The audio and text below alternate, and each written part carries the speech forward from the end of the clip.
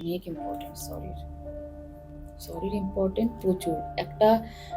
একটা সরিতে একটা মানুষের জীবন বাঁচতে পারে, একটা সরিতে একটা মানুষের রিলেশনশিপ ভালো হতে পারে, একটা সরিতে অনেক কিছু হতে পারে। কিন্তু ওই মানে সরি বলবো, আর আমি কেন বলবো, সে কেন বলবে না, এই ইগোটা যখন চলে আসে না, তখন আর সরিটা অতটা ভ্যালিউ থাকে না। কিন্তু সরিটার ভ্যালিউ পরে হয়, এতটাই পরে হয় আর এতটাই দেরিতে হয়, মানে তখন রিগ্রেট করলেও কিছু কাজ হয় না, তখন হাত পা মারলেও কিছু কাজ হয় না। ঠিক আছে, কিন্তু সরিটা আমি তোমাকে একটা মানে সত্য ভাষায় বলি, সরিটা হলো তুমি একটা খাবার খাচ্ছ, সেই খাবারের নুনটা যদি ঠিকঠাক হয়, তোমার খাবারটা খেতে ভালো লাগবে।